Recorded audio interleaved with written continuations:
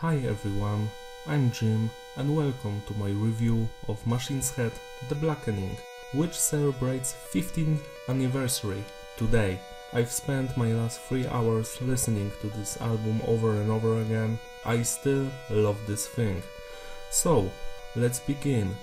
Background. I've started listening to Machine Head like 22 years ago. Back then The Burning Red was their newest record. I've enjoyed all of them. After that Supercharger came and I've loved it. I don't understand why people hate it. Later, Through the Ashes and Empires, blah blah blah. And finally The Blackening. I've heard it on the release date. I wasn't expecting such heavy record from Machine Head back then. I thought it would be more like Burn My Eyes type of thing, and here it's more epic. This really feels like this century Master of Puppets album, but that's just my opinion. Let's start with Clenching the Fists of Dissent. This is the opening track. The structure is technical, 10 minutes, and you are not going to be bored by any of it. You can replay this song anytime you want and you're going to enjoy it. I'm going to give this one 9.5 out of 10. The reason why it's not 10 out of 10 is because at the end there's a fading out effect on some amazing riffs. I need to just make it louder and louder. It's annoying, to be honest. I wish they haven't done that, like they could have just make the song even longer by 30 seconds or something and let the song end normally without fading out, but that's just my opinion. It's the only thing that I consider a flaw here. Also, the vocals are very varied here. At one point in the song there's this kind of build up to the final angry moment and you can hear Rob just saying through his teeth like that, and it's great. I love it. It reminds me of those The Burning Red Supercharger times and I adore it. I love these kinds of angry vocals that are just filled with emotions. The song is about politics, I guess, and how fucked up they are. So yeah, that's Clenching the Fist of Dissent. Let's move on to Beautiful Morning. Here structure is not that technical like in the previous song, but it's not basic like verse, chorus, chorus. No, there are some changes here and there. Instruments and vocals as usual are on point. You're going to replay this song a lot. The only thing that I don't like is some of the singing at the end. This lifetime in sorrow. Sorry for that. I wish you haven't heard that, but I did not enjoy singing in this part, so yeah, that's the only thing. I'm not on board with this song, so I will give this one 9.5 out of 10. Let's move on to Aesthetics of Hate. I hope you burn in hell. This is an easy 10 out of 10 from me. The structure is technical, like in Clenching the Fists of Dissent. Instruments and vocals are on point. The vocals especially are really angry. It's not growling or screaming like in deathcore, but you just can feel the emotions because of the lyrical content. This song is about an article that someone wrote about Dimebag after his death, and it was very ignorant and like shitty. What can I say? How can you just shit on a person that just died and just say those bad things about him? It was a good stuff that Rob Flynn wrote this song. It's the only song on the album written just by him. It's a big middle finger to that person who wrote that article. I don't even remember his name, and you shouldn't as well. So yeah, it's a tribute to Dimebag, and it's a great one. Now I Lay Be Down. This is the first song on the record that I would call legendary, which is 11 out of 10. The first song I'm awarding this score. I love this song since the first time I've heard it. The structure is not technical, it's just a little advanced.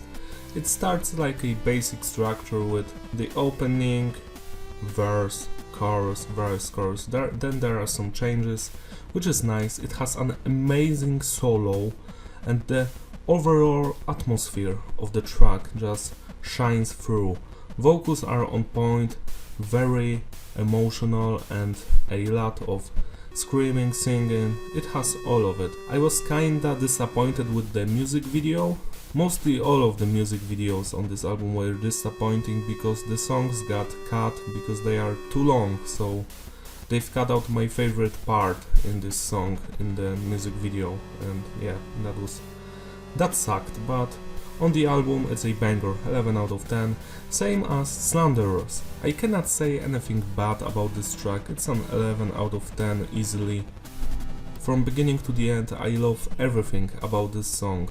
The instruments, the vocals, the meaning behind it, the structure, everything just clicks.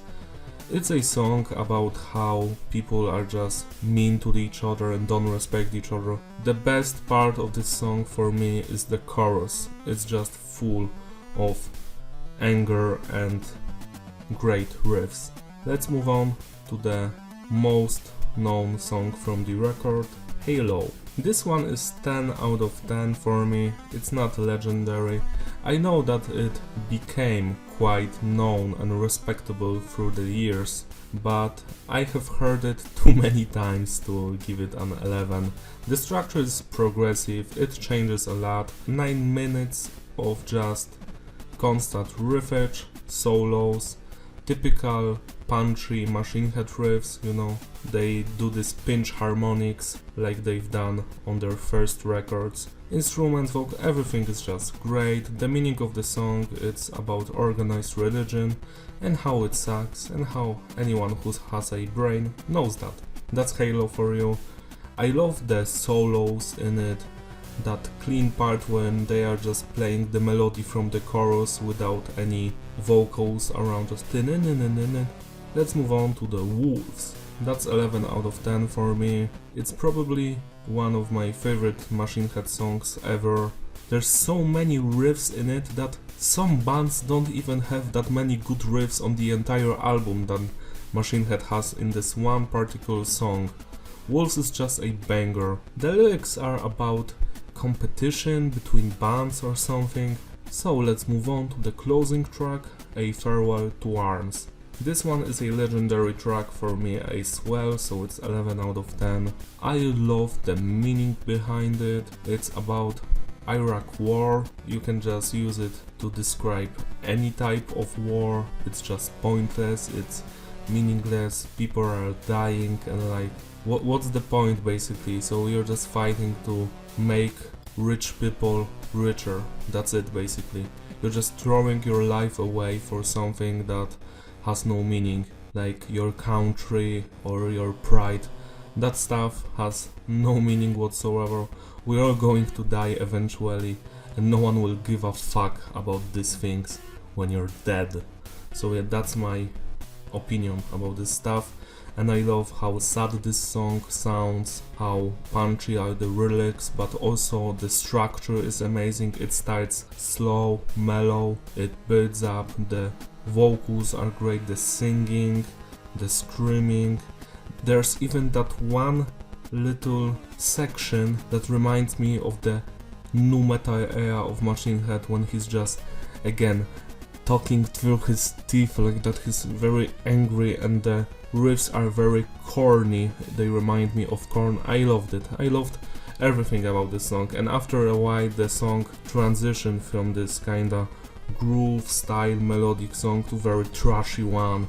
I cannot find anything bad in these songs. They were crafted very well. They have stood the test of time. That's how I rate each individual song. And now let's move on to the album. Production is clean, nothing wrong here. Consistency. Now this is the part where I judge if the whole album has songs that have the same quality. There is not a single weak song here, so it's a stable consistency.